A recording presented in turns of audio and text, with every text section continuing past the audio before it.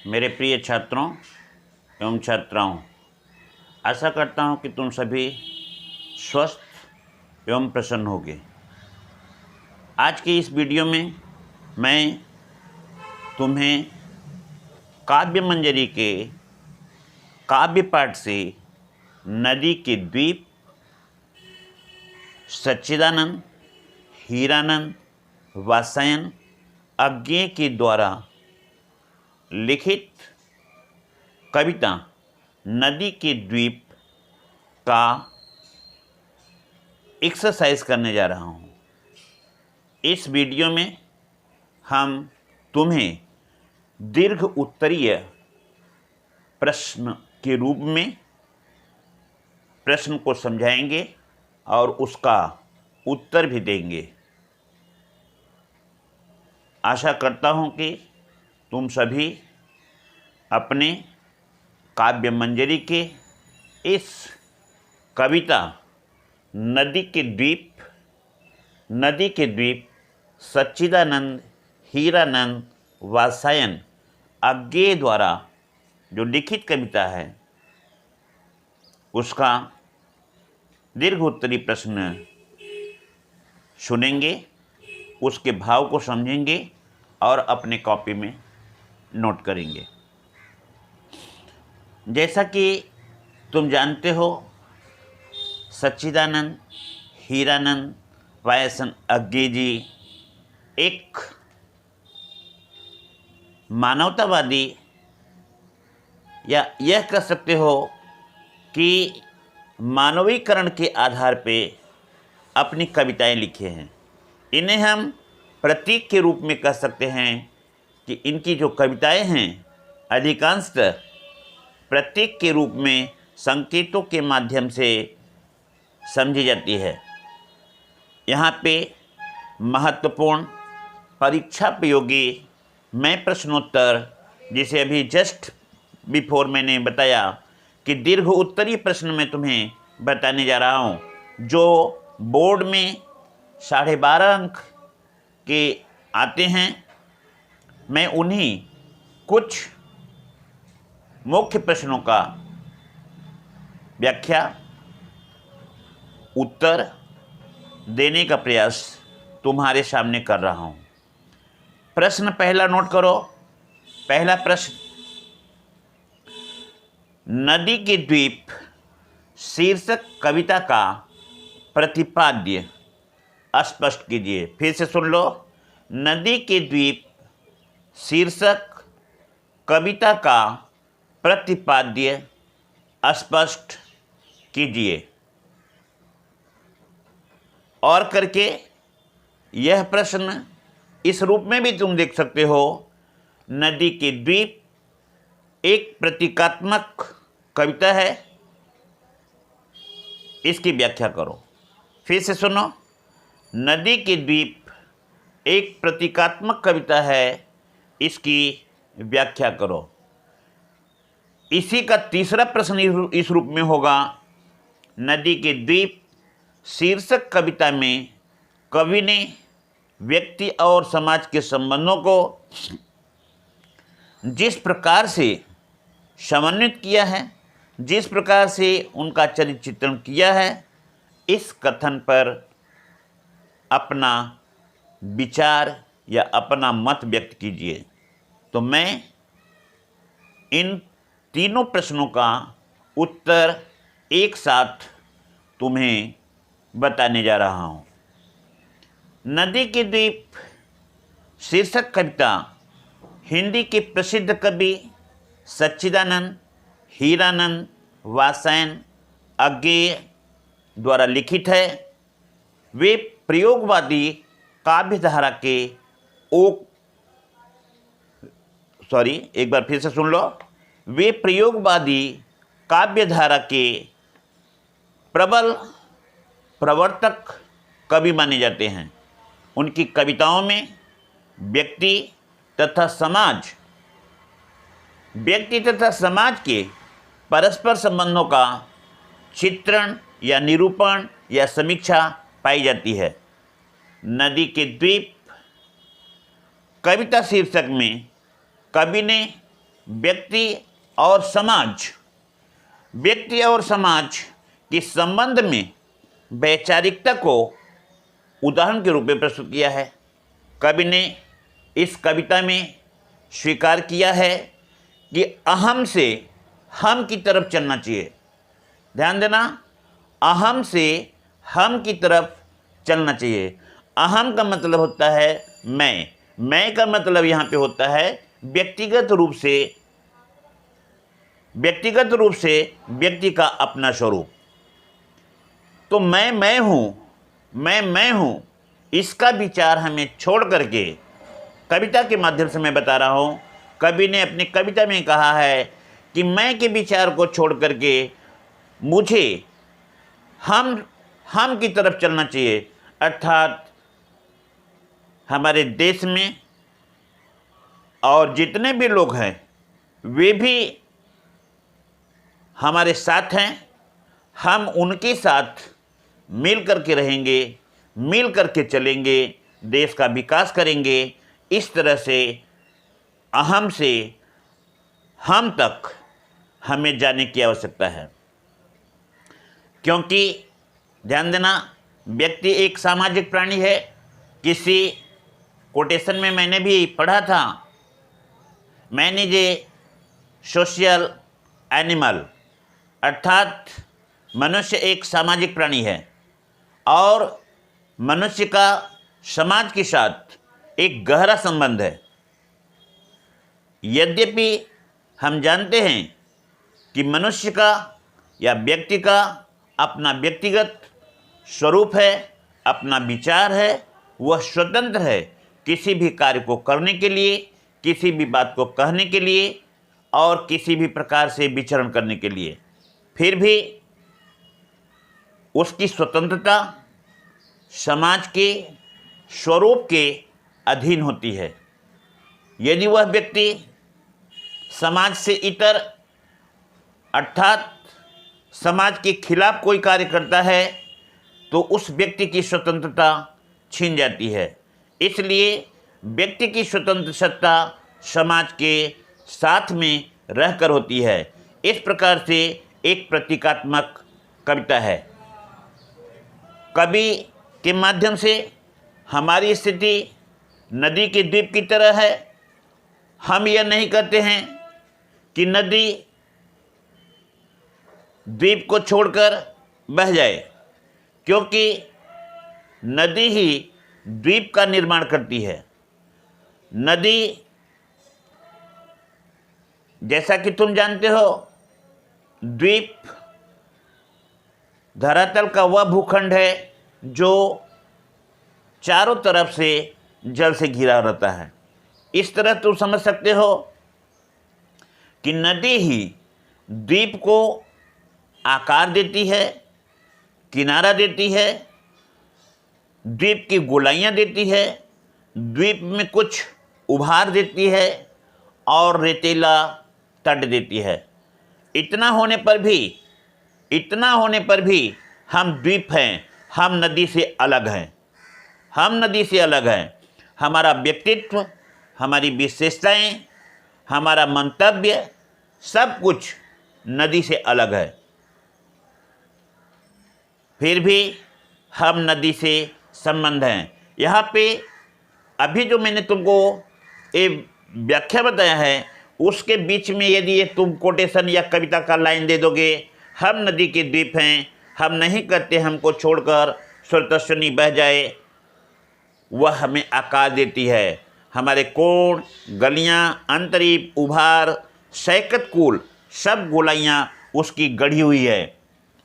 तो इस तरह से यदि हम इस 2 लाइन 3 लाइन की कविता को उसमें डाल देते हैं तो यह हमारा जो है भावार्थ या प्रश्नोत्तर जो हम लिखने जा रहे हैं वह थोड़ा सा हमारा बढ़ जाएगा। अब ध्यान देना, इस तरह से कवि का मानना कि हम नदी के द्वीप हैं, नदी की तरह से हमारी एक सत्ता है, लेकिन हम नहीं चाहते हैं कि नदी हमें छोड़ करके बह जाए। कवि ने प्रस्तुत कविता में नदी और द्वीप को प्रतीकात्मक के रूप में ग्रहण किया है। उसका विचार है कि व्यक्ति की स्थिति नदी के द्वीप जैसी होती है। कवि ने आगे स्पष्ट किया है कि हम नदी के द्वीप हैं, हम नदी के प्रति समर्पित हैं। हमारी विशेषताएं अलग हैं, हमारी पहचान अलग है, हमारे विचार अलग हैं, हम स्वतंत्र हैं, लेकिन फिर भी हम नदी के प्रति समर्पित हैं। परंतु हम नदी की तरह बहते नहीं, हम नदी की तरह बहते नहीं। हमारा विचार है कि बहना रेत हो जाना है, बहना रेत हो जाना है। रेत होने से हमारा माने द्वीप का जो अस्तित्व है वह अस्तित्व सदा सदा के लिए मिट जाएगा और फिर वह अस्तित्व कभी नहीं आएगा। जिस प्रकार एक द्वीप के बह जाने से उसका पुनर्जन्म नहीं होता है, अर्थात वह फिर से उसी तरह उसी रूप में नहीं होता है, उसी प्रकार से व्यक्ति भी यदि एक बार समाज से कट जाता है, यदि समाज से कलंकित हो जाता है, तो फिर से उसका मान सम्मान वापस नहीं आता है। अर्थात व्यक्ति अपने सम्मान को पुनः उसी तरह से नहीं प्राप्त कर सकता है। नदी के द्वीप रेत की तरह से बह जाने पर किसी काम का नहीं रहता। ध्यान देना, यदि नदी का द्वीप रेत की तरह से बह जाता है तो वह किसी काम का नहीं होता है। वह इतना ही कर सकता है कि नदी के जल को गंदा करता है, नदी के जल को प्रदूषित करता है, और ऐसे जल को कोई भी व्यक्ति नहीं पीना चाहता। अर्थात द्वीप का जो अस्तित्व मिट जाता है, उसके साथ में कोई रहना नहीं चाहता है। इस तरह से नदी और द्वीप का जो प्रतीकात्मक संबंध है, यह वैचारिक संबंध है। इस तरह से इन दोनों के विचार एक प्रतीक के रूप में रहता है।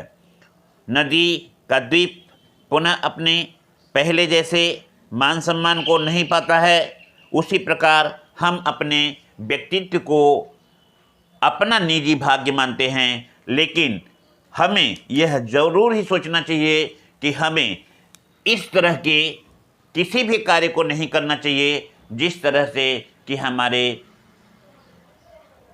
भाग्य का, हमारे अस्तित्व का समापन हो जाए, उसे कोई न चाहे। इस तरह से हम कह सकते हैं कि हमें भी द्वीप की तरह से अपनी मर्यादा को बनाए रखना चाहिए। कवि ने इस कविता के माध्यम से हमें बताना चाहा है कि हम नदी के पुत्र की तरह से हैं। ध्यान देना, अभी जो मैंने इसके पहले जो बताया है उसमें ये 2-3 लाइन तुम दे दोगे। माँ है वह इसी से हम बने हैं, किंतु हम द्वीप हैं, हम धारा नहीं। स्थिर समर्पण है हमारा, हम सदा से द्वीप हैं, स्रोत अवसनी, किंतु हम बहते नहीं। अभी मैंने बताया कि बह जाने से द्वीप रेत बन करके अपनी सत्ता को समाप्त कर देता है। इस तरह से वह बहना नहीं चाहता है। कवि ने बताना चाहा है कि हम नदी के पुत्र की तरह से हैं। जिस प्रकार से एक पुत्र का भाग्य होता है कि वह अपने माँ की गोद में बैठ करके अपने स्वतंत्र विचार में प्रसन्न रहता है, उसी प्रकार से नदी का द्वीप स्वतंत्र है, स्वतंत्रता पूर्वक अपना निर्वाह करता है, लेकिन वह नदी से जुड़ा हुआ है, क्योंकि द्वीप का मान सम्मान उसके स्थिरता में है, उसके स्थिर भाव के समर्पण से है। ध्यान देना, यहाँ पे लाइन दे सकते हो, किंतु हम द्वीप हैं, हम धारा नहीं हैं। द्वीप धारा नहीं है, इसलिए वह बहना नहीं चाहता है, क्योंकि उसे शंका है, उसे समझ है कि वह रेत बन करके यदि धुल जाता है तो सिर्फ पानी को गंदा करता है और इससे उसका अस्तित्व समाप्त हो जाएगा, उसे कोई नहीं चाहेगा। उसका भाव समर्पण है, स्थिर समर्पण है उसका। वह सदा से दीप है, वह स्रोतस्विनी के, किंतु बहते नहीं हैं, क्योंकि बहता रेत हो जाना है।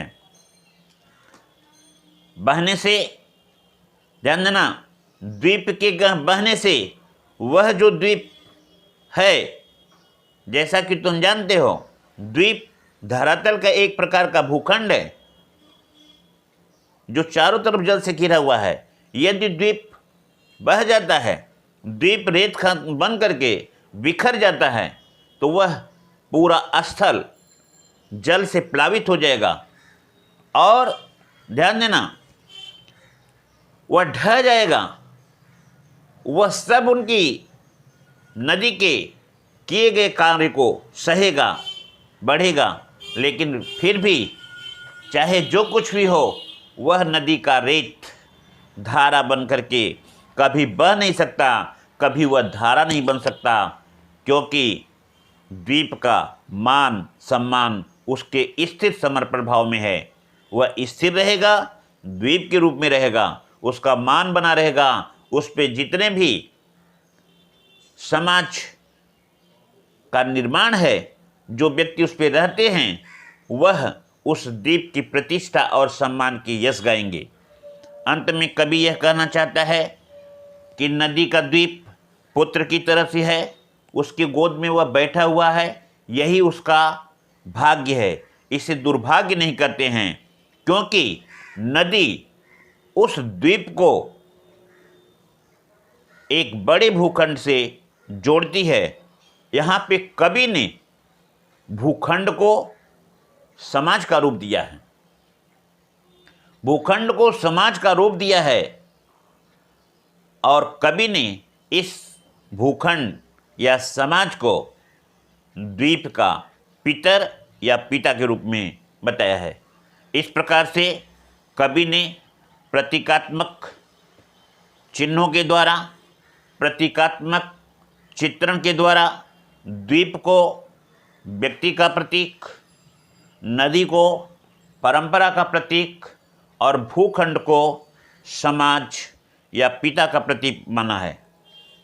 यद्यपि द्वीप बड़े भूखंड का एक भाग है, ध्यान देना, यद्यपि द्वीप एक बड़े भूखंड का एक छोटा सा हिस्सा है, भाग है, लेकिन यदि वह नदी का द्वीप नहीं होता, अन्यत्र कहीं वही भूखंड का भाग होता, तो जितना मान सम्मान उसे द्वीप बनने में है, वैसा मान सम्मान उसे भूखंड के एक हिस्से पे नहीं होगा। यद्यपि द्वीप बड़े भूखंड का भाग है और द्वीप की जो प्रतिष्ठा है, मान है, सम्मान है, वह सब उसके स्थिर समर्पण भाव से है। नदी के कारण ही उसका अस्तित्व बनता है, परंतु वह अस्तित्व उसका अपना अलग होता है। व्यक्ति समाज का एक अभिन्न अंग है। समाज से वह दूर रह करके अपने जीवन को स्वतंत्रता पूर्वक अच्छे ढंग से, खुशहाल ढंग से कभी भी नहीं व्यतीत कर सकता। इसलिए व्यक्ति को समाज की आवश्यकता होती है। समाज में रहकर, समाज में पलकर, समाज के साथ संबंध बना करके व्यक्ति को जो खुशहाल जीवन मिलता है, वह अन्यत्र कहीं नहीं मिलता है। व्यक्ति अपने पूरे जीवन को, ध्यान देना, तुम सभी जानते हो, जीवन छोटा से लेकर के बड़ा तक है। हम इसकी आयु को पूर्ण रूप से निर्धारित नहीं कर सकते हैं, लेकिन इतना अवश्य है, व्यक्ति का अपना लघु जीवन, छोटा सा जीवन जो भी है, वह कुछ ही दिनों के लिए है तो क्या, लेकिन यदि जीवन में उसे खुशहाली मिलती है तो वह जीवन उसका अच्छा हो जाता है। और वह जीवन को कहा भी जाता है, प्रेम का 2 पल ही व्यक्ति के जीवन का सबसे बड़ा पल होता है। अर्थात सभी प्राणी एक दूसरे से प्रेम चाहते हैं, लेकिन यह अवश्य जानना चाहिए कि प्रेम हमें तभी मिलेगा जब हम दूसरों से प्रेम करेंगे, प्रेम का व्यवहार करेंगे। यदि हम भाईचारा का संबंध रखेंगे, एक दूसरे को अपना समझेंगे, तो वह दूसरा भी मुझे हम के रूप में अपना समझेगा और हमारा इस तरह से जो व्यावहारिक परिचय होगा वह बहुत ही बड़ा होगा। सामाजिक परंपराएं व्यक्ति की विशिष्टता को प्रदर्शित करता है। समाज का अंग होने के कारण व्यक्ति उसकी पहचान से बना हुआ है। यदि सामाजिक परंपराएं नहीं होंगी तो व्यक्ति का अस्तित्व मिट जाएगा। तो इस तरह से कविता के माध्यम से कवि ने हमें यह बताया है कि हम नदी के द्वीप की तरह से हैं। जिस प्रकार से नदी अपने बच्चे को अर्थात द्वीप को अपनी परंपरा से समाज रूपी उस भूखंड से जोड़ती है, उसी प्रकार से हमारी माँ परंपरा के रूप में हमें समाज से जोड़ करके हमारे जीवन को धन्य बनाती है। तो इस तरह से आज का यह प्रश्न और प्रश्न का उत्तर मैंने तुम्हें बताया, जो मेरे हिसाब से तुम्हारे लिए अति आवश्यक था। मैं आशा करता हूँ कि तुम सभी को मेरे इस प्रश्नोत्तर का प्रभाव पड़ेगा और इस प्रश्न के उत्तर को तुम अपने कॉपी में नोट करोगे।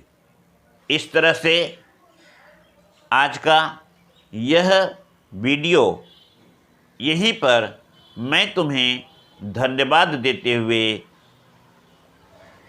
समाप्त करता हूँ और आशा करता हूँ कि तुम इस प्रश्नोत्तर को अपने कॉपी में नोट करोगे।